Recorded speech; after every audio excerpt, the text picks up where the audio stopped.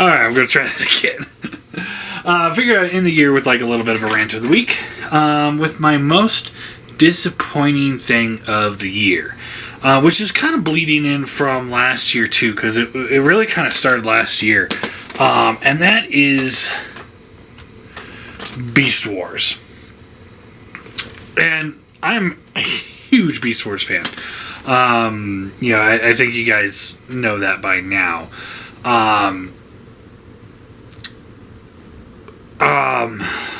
It to the point where, like, not only did it bring me back into the Transformers franchise when I was a kid, early teenager.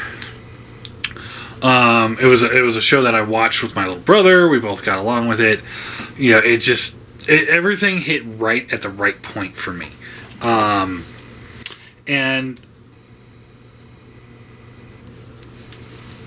this from last year and into 2021, 2022, maybe probably a little bit of 2020 as well, has been just such a letdown with Beast Wars in the Transformer world.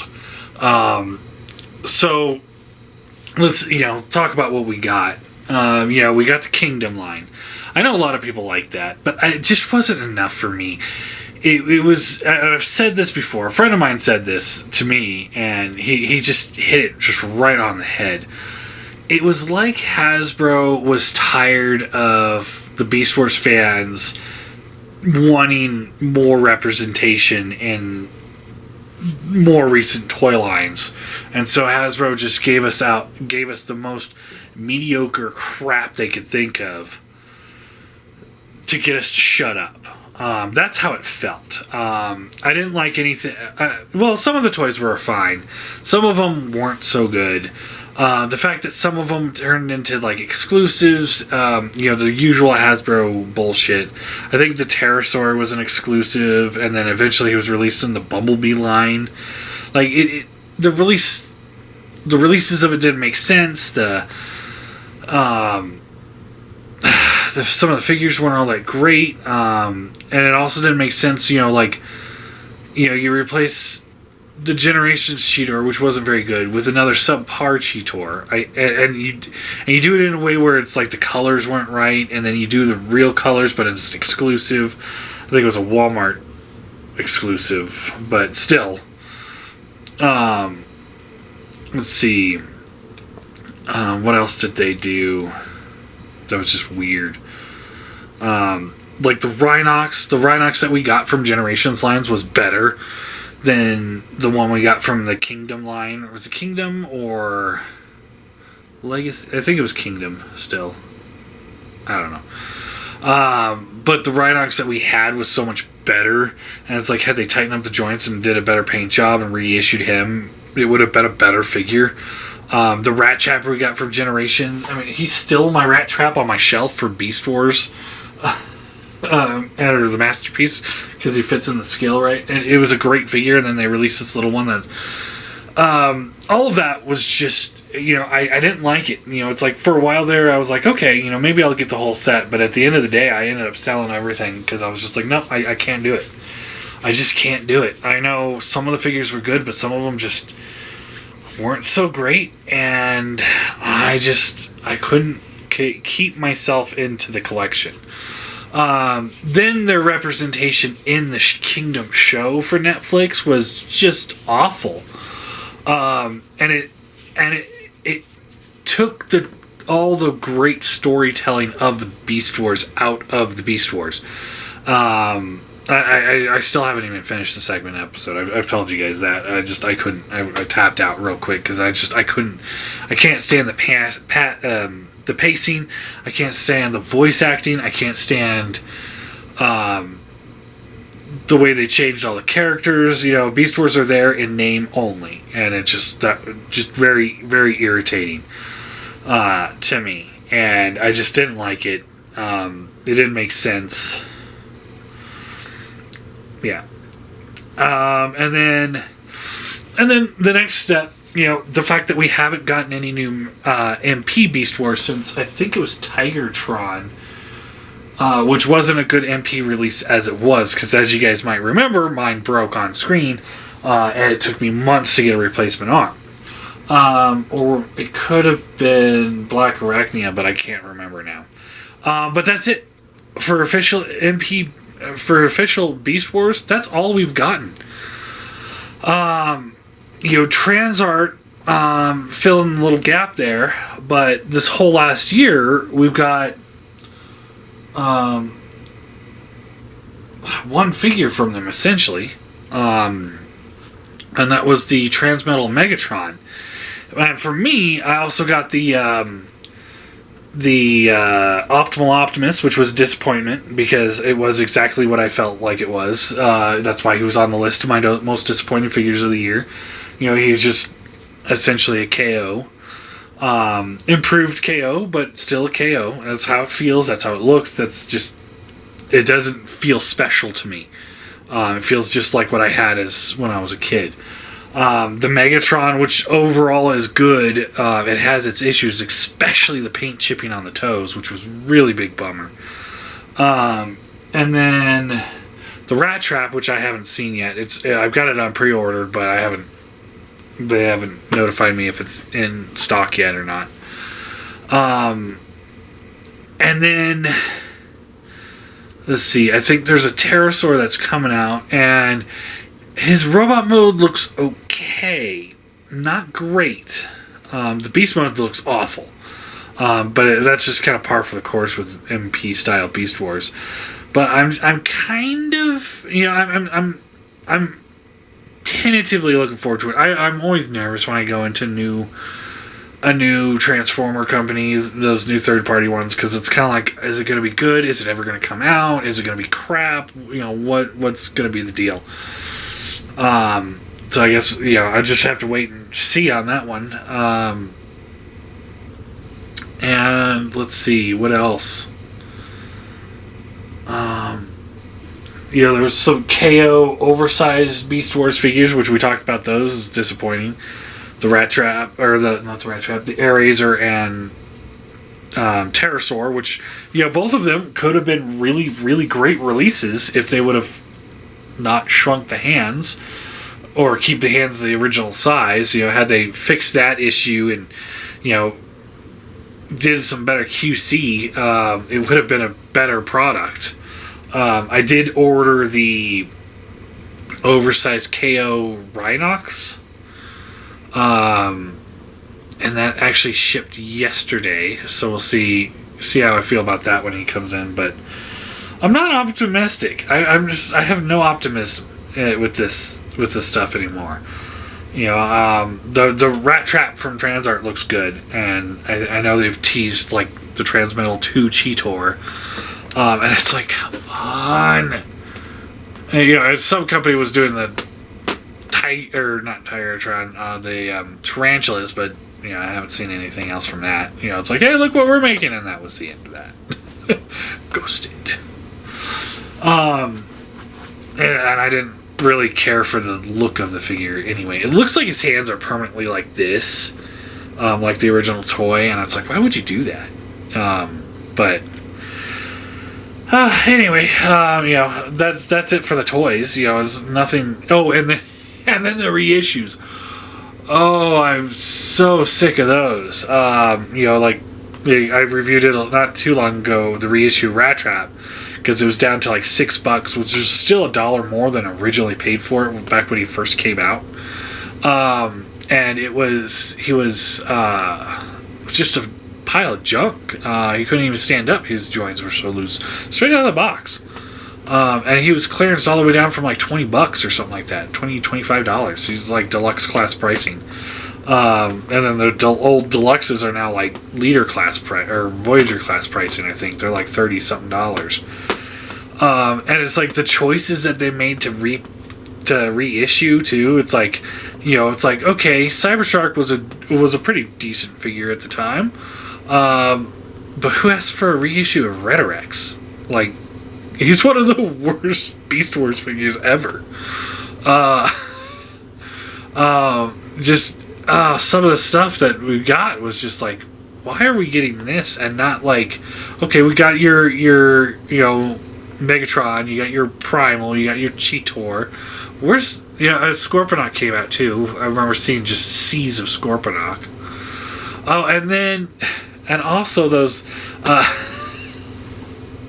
the Walmart. I think they were Walmart exclusive repaints of the Kingdom, Cheetor, Scorponok, and Waspinator, and these things are just everywhere. Nobody wants them, and it's so unfair because if they did the figures people wanted, they would actually get. They would actually see that there is a demand for the Beast Wars figures. If they did them right. It's like the original MP Primal is probably the pinnacle of the Beast Wars stuff done right. This thing sold out like crazy. They're on like their third or fourth reissue. They've also repainted him in the Commander, the toy version, which is at the beginning of this video. People keep asking me like, how come you got this weird third-party Primal on the intro of the video? It's like, no, that's the official MP, just the second version. They got the Burning Convoy, but every time they reissue them, price goes up, and it's just like, I know that they're not still paying for that mold. It's got to have paid for itself by now, and it's just kind of like, why is the price keep going up? I get, price on material is going up, but now it should be like things like reissues should always be same amount or less. I mean, look at the Starscream. The new MP Starscream. He was at a certain price point. I can't remember what it was, but then the next one, Skywarp, was down a little bit, and then Thundercracker was down a little bit more. So it's like that's where things should be. The MP Cheetor, which was also a great figure, he was like $70, I think, when he first came out, and now his reissue was like $140, something like that.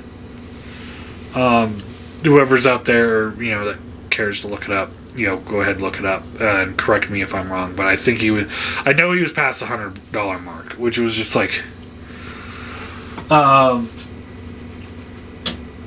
but then they do the Megatron. He sold out pretty quick most places. It's still my most viewed video of all time.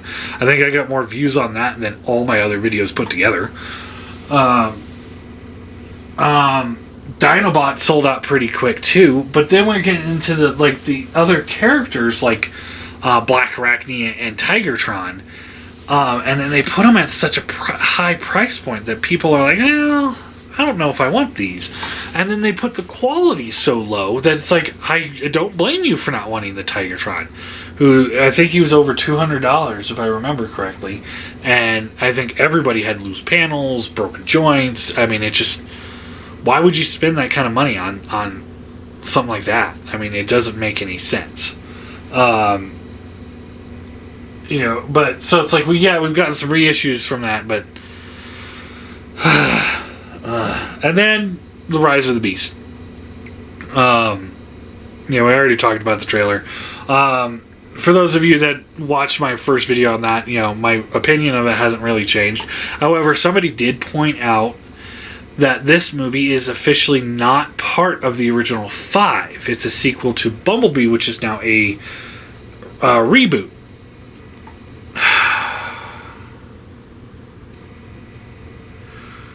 Yes. I was wrong. It is a reboot now. However, Bumblebee was a prequel. So I still have the same issues. You copy and paste all my same issues from that one to this one. The problem is if you take a pile of crap, okay? You just take a pile of crap and you sift out the crap, you get some of the corn, and you redigest that corn into crap. You still have crap. It may be a different consistency now, but it's still crap.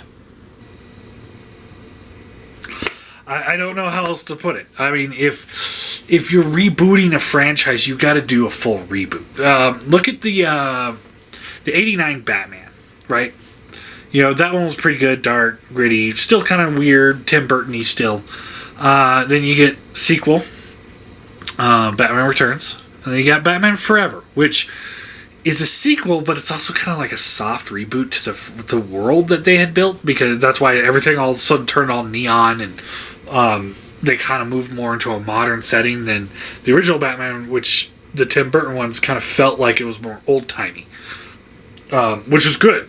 But then you get into these new movies that are seeming like they're moving into the future. And it's like, you know, so that didn't work. I mean, it definitely works better as a sequel than a soft reboot. But that's kind of what it was. And then you get into the Nolan Batman trilogy, which was a hard reboot. That's what the Transformers needed. Not a soft reboot. Not the way they're doing it. Because if you're still basing it off of the original crap, because that's what they did. You know, they wrote it as a prequel to the first Transformers movie. They wrote it in a way because they didn't care to watch the rest of the movies.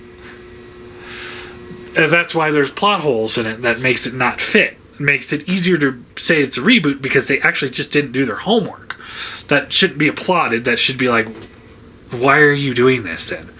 But also, they based enough of the Bumblebee movie off of the original franchise. They tacked on the original, or the G1 style character designs at the beginning of the movie. That's tacked on. That was not a part of the original movie. They tacked that on. That's why Megatron's not in the Bumblebee movie, because he's frozen in Antarctica in the first Transformers movie. That's why he's not in Bumblebee. That's why he's not mentioned in Bumblebee. It's because they were setting it up for him to show up later. That's why Bumblebee's voice box was damaged during battle. That's why he talks through the radio. Same thing that happens in the Transformers movie. That's why Bumblebee still looks like Bumblebee from the Transformer movie. That's why all the characters look like the same characters from the Bumblebee movie, just slightly more G1-y.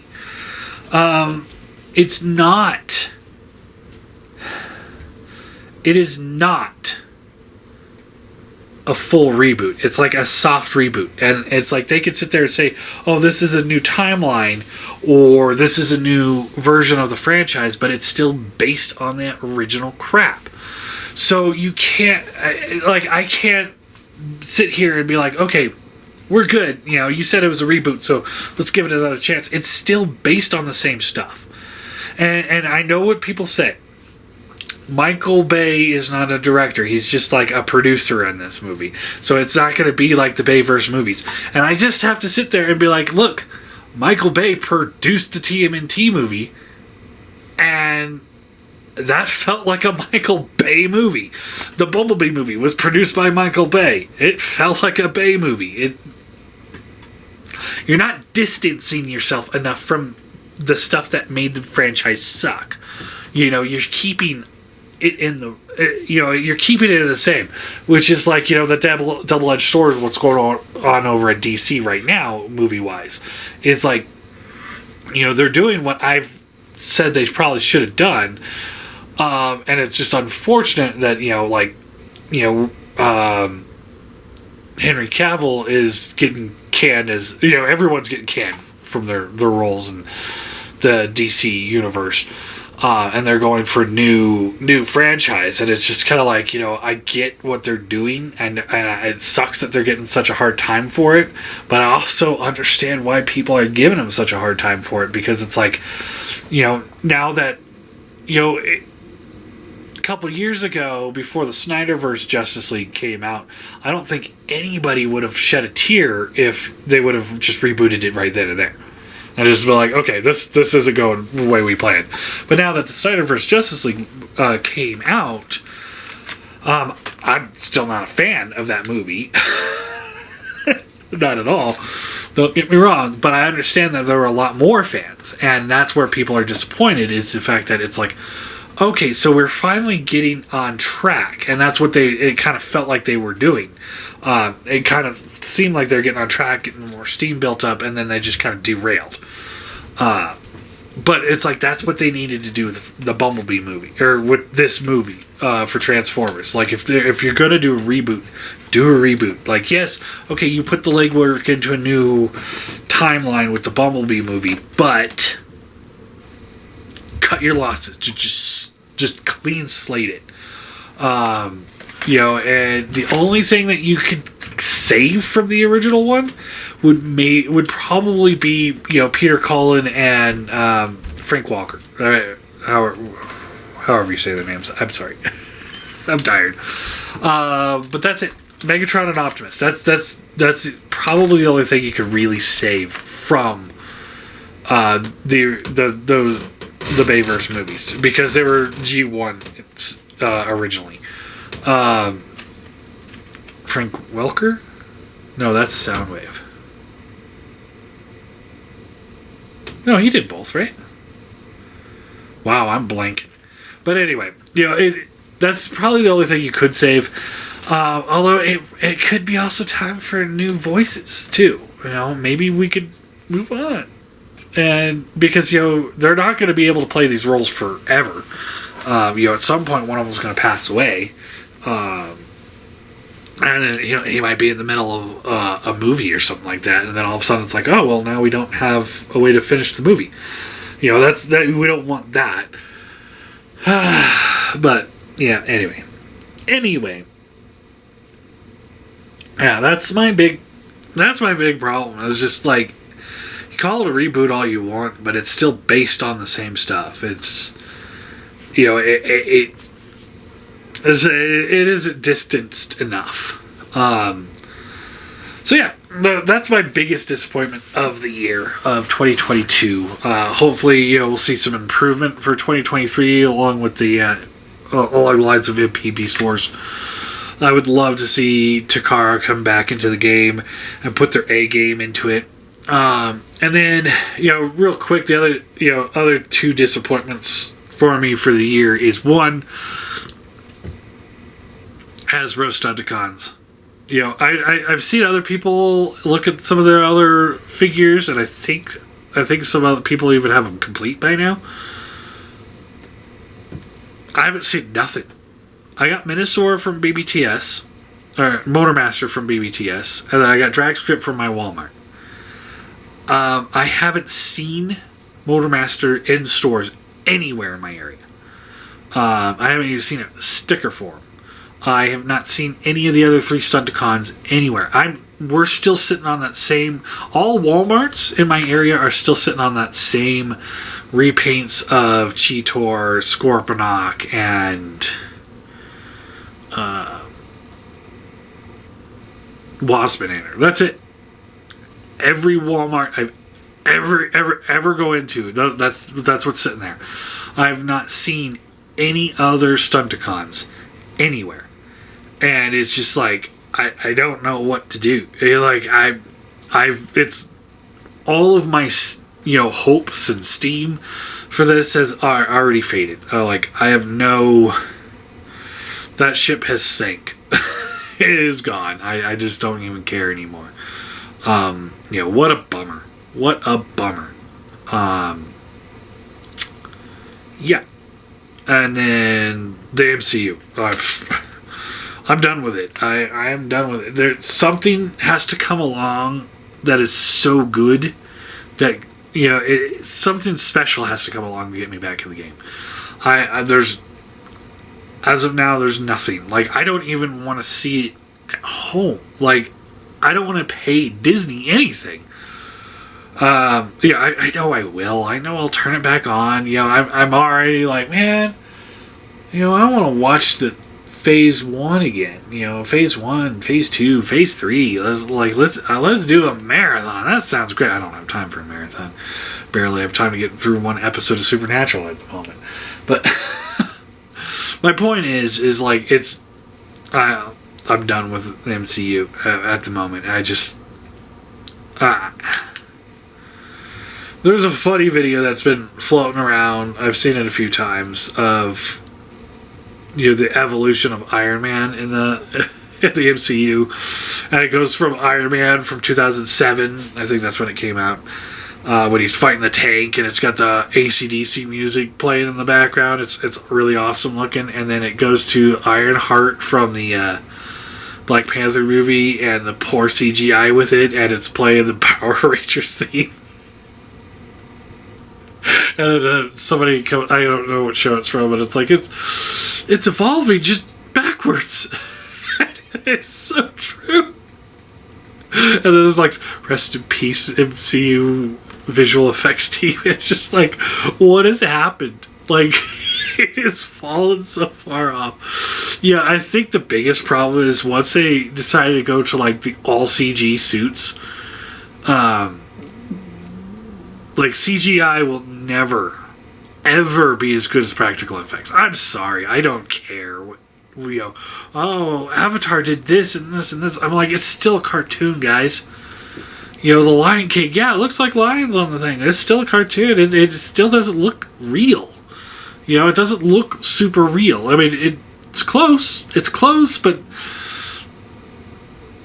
look at the Yurok High in Lord of the Rings. That was, for the most part, practical effects. When they're having the big battle scenes and the orcs are coming in, that's practical effects. They had, 100 guys in the full outfits with armor running down the hill. That full-on practical effects. Then you go fast forward to The Hobbit. Not the same effects. And then you fast forward all the way up to Rings of Power. They're back to practical effects again. And it's like, hey! I like this. These orcs that are standing here look like they're actually standing here. And it's just, once in the MCU, it's like Iron Man used, they had Robert Downey Jr. in a suit that wasn't like, full metal Iron Man suit, but it was like, looked like one. And they would do like, okay, let's do a shot in just upper body, and they would have, him in that. And it's like, it looked good. But once they started just be like, okay, we'll just make it a magical suit. Like, I hated Infinity War Iron Man. I hated the suit for that. Same goes with the in-game Iron Man. The nanotech that would just like morph over his body. I hated that. I hated it in Black Panther. I don't like those kind of. I don't like it with the Moon Knight either. I hate when the only ones that works for that is like Venom. It seems magical, and it's like, that's not what I'm watching. I want to watch here. I was wanting to watch Tony Stark and Iron. Anyway, way off topic. But those are my 3 most disappointing things of the year: Beast Wars in all of its glory, MCU, and Hasbro's Stunticons. I was like hoping that they'd be done with the Stunticons, months ago, and be on to the next one already. Like Superion, or that was my hope, because I was like, maybe I could pick these up. I mean, when you're getting beat by legends to the game, like Magic Square, Hasbro, if you're getting beat by them, sorry.